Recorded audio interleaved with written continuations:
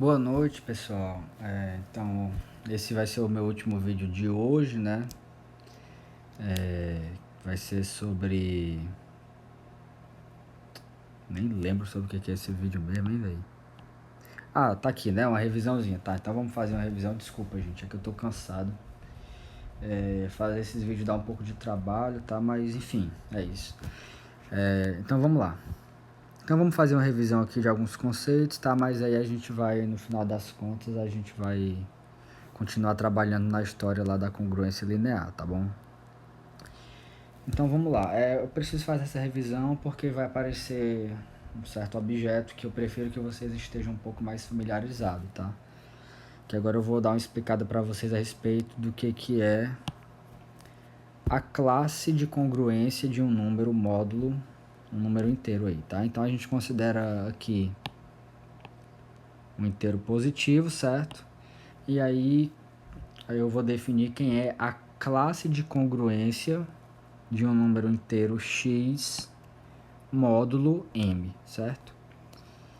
E a classe de congruência do x módulo m é nada mais nada menos que o conjunto de todos os números inteiros que são congruentes a x módulo m, tá? Como a gente pode ver aqui, né? A gente vai denotar dessa forma aqui, tá, gente? Então a classe de congruência do número x vai ser o conjunto formado pelos números inteiros que são congruentes a x módulo m, tá? E aqui a gente vê um exemplo simples disso, né? Que esse aqui, então, vai ser o conjunto das classes de congruência módulo 4. Por quê? Porque todo número inteiro vai ter que ser congruente ou a 0, ou a 1, ou a 2, ou a 3, módulo 4, né? Na verdade, isso aqui lembra bastante aquela história dos sistemas completos de resíduos, né? 0, 1, 2 e 3 é um sistema completo de resíduos módulo 4, né? Então isso aqui é bem semelhante, tá? Ó. Por exemplo, aqui a gente sabe que a classe de congruência do 1 vai ser igual à classe de congruência do 9. Por quê, né?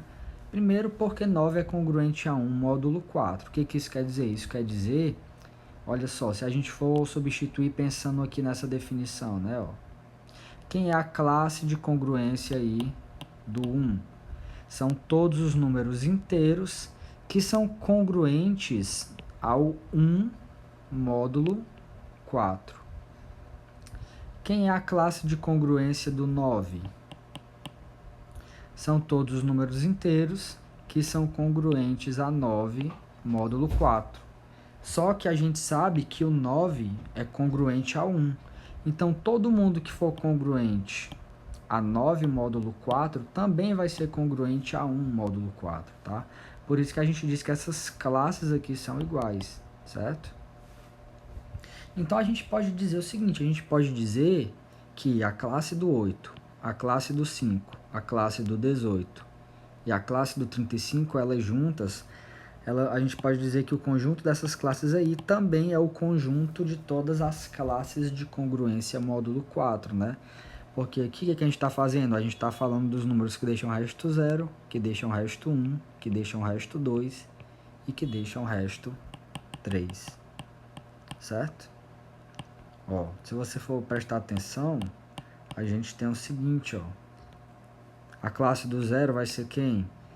Vai ser todo mundo que deixa resto 0 na divisão por 4 aqui, ó, certo? A classe do 1 vai ser todo mundo que deixa resto 1 na divisão por 4. A classe do 2, todo mundo que deixa resto 2 na divisão por 4, por aí vai. Então, ó, inclusive se eu quiser eu posso dizer que isso aqui, sei lá, é a classe do menos 4. Posso dizer que isso aqui é a classe do 10, tá entendendo? Então o que eu faço? Eu escolho um desses rapazes aqui que está nesse conjunto e eu uso ele como representante da classe, certo? Então vamos lá, recapitulando. O que são classes de congruência módulo M? É um conjunto formado por infinitos números, todos congruentes a um mesmo número módulo M, certo? Não tem muito segredo, tá? Então, a gente pode representar, né, o conjunto das classes de congruência módulo M, no caso aí módulo 4, usando qualquer sistema completo de resíduos módulo 4, porque a gente sabe que no sistema completo de resíduos, a gente sempre vai ter alguém que é congruente a 0, alguém que é congruente a 1, outro que é congruente a 2 e um outro elemento que é congruente a 3 módulo 4, tá? Ou seja, sempre por trás de tudo tá aquela história, né, dos possíveis restos na divisão, tá entendendo? E aí a gente tem uma notação especial quando a gente quiser falar do conjunto das classes de congruência módulo um certo número, certo? Tá? Então a gente vai denotar dessa forma aqui, com essa notação aqui, tá? Quando eu usar essa notação, eu estou falando do conjunto das classes de congruência módulo N. O que eu quero que fique na sua cabeça? Eu quero que fique na sua cabeça o seguinte: uma classe de congruência, como você pode ver aqui, é um conjunto de números, tá, gente? Então, quando eu falo do conjunto das classes de congruência, os elementos desse conjunto também são conjuntos, certo? Então, eu só quero que vocês tenham isso na cabeça de vocês, tá? O que é uma classe de congruência? É um conjunto de elementos que são congruentes a um certo valor módulo M, sei lá, ou N aqui no caso dessa frase aqui que eu estou fazendo, né? Sei lá, por exemplo, aqui, quem é que vai ser o Z5, né? Z5 é a classe do 0, do 1, do 2, do 3 e do 4. Ah, mas eu não gosto desses números. Se eu quiser, eu posso dizer... Opa! Eu posso dizer que a classe do 5 é o que? É a classe do 10, a classe do menos 4, a classe do 6 não, né? Do 7, sei lá, a classe do 3 e a classe do 4, por exemplo. Se eu quiser, eu posso dizer isso. Por quê? Porque eu sei que o menos 4 é congruente a 1 módulo 5, né? Porque 1 menos o menos 4 dá 5, que é divisível por 5, certo? Por aí vai, tá bom? Então deixa eu apagar isso aqui. Vai dar um trabalhinho aqui, né? Mas enfim, é isso. Ok, então, revisado esse conceito, que na verdade eu coloquei revisão, mas eu acho que isso não é revisado, porque eu acho que eu não tinha falado isso pra vocês. Mas agora eu falei, tá? E eu preciso que vocês permaneçam com esse conceito em mente, tá, gente? Isso vai ser muito importante em estruturas algébricas. Eu ainda vou ver se eu passo exercício sobre isso para vocês, tá? Isso aqui é muito importante, certo? Mas vamos aqui pro principal, né? Para nossa proposição, e agora a gente volta a falar de congruência linear, tá bom? Então vamos lá. Então a gente considera aí 3 números inteiros, né? A, B e M, onde eu estou pedindo que o M seja maior que 0, né? Porque ele vai ser o módulo lá da congruência, né? E dessa vez, diferente da proposição do vídeo passado, eu estou pedindo que o MDC entre A e M divida o B. E esse B você sabe que ele vai ser o termo independente, que vai aparecer uma equação de Diofantina, você já está esperando isso aí, né? Então vamos lá, a conclusão dessa proposição é o seguinte, é que se o MDC entre A e M dividir o B, então você pode dizer que essa congruência linear, ela não só possui solução, mas eu estou dando informação mais precisa que isso, ela vai possuir exatamente de soluções incongruentes, tá? Ou seja, eu estou dizendo a quantidade de soluções incongruentes que essa equação, entre aspas, né? Que essa congruência linear ela vai possuir, tá? Então vamos lá, vamos aqui para a prova. Então aqui no começo da prova a gente já tem, parece que é muita informação, mas não é, tá? Eu só preciso que você lembre, que você recorde as proposições sobre equações diofantinas, tá? Que a gente vai usar bastante aqui, certo? Então, outra coisa que eu quero que você lembre é o seguinte, que no vídeo passado a gente mostrou que a existência de solução para essa congruência linear, ela é equivalente à existência de solução dessa equação de Diofantina, tá? Se você não tá lembrando que essas coisas são equivalentes, dá uma conferida no vídeo anterior, certo? Que lá eu expliquei isso direitinho, tá? Mas ok, então é o seguinte, dessa vez a gente tem que o MDC entre o coeficiente do x aqui e o módulo, ele divide o termo independente aqui, né? Então, a gente sabe que essa equação de Diofantina, ela vai possuir infinitas soluções dessa forma aqui, tá? E isso é uma proposição sobre equações diofantinas, certo? Não sei se você lembra, a gente meio que resolveu o problema todo para equações diofantinas, né? A gente sabe que se o MDC entre os coeficientes principais dividir o termo independente, que é exatamente o que está escrito aqui, ó, então a sua equação diofantina vai possuir infinitas soluções, e essas infinitas soluções vão ser dadas por essas fórmulas, tá? Onde x igual a x0 e y igual a y0 é uma solução particular fixada aí da sua equação diofantina, tá? Mas enfim, o que você sabe é isso, que se essa divisão aqui ocorrer, a sua equação diofantina, ela vai ter sim solução, ela vai ter na verdade infinitas soluções, e essas soluções vão ser dadas dessa forma aqui, tá? Como você sabe que a sua congruência linear possuir soluções é equivalente a essa equação diofantina possuir solução, então você já pode concluir que a sua congruência linear ela vai ter infinitas soluções também, certo? Porque essas coisas estão relacionadas, né? Essa equação diofantina com a congruência linear que a gente está trabalhando, tá bom? Então, se a equação diofantina possui infinitas soluções dessa forma, então a sua congruência linear vai possuir infinitas soluções dessa forma. Ok, mas a gente não está interessado em quaisquer soluções. Nós estamos interessados em soluções incongruentes, né? Soluções que não são congruentes uma à outra, tá bom? No caso aqui, módulo M, certo? Então, o que a gente vai fazer?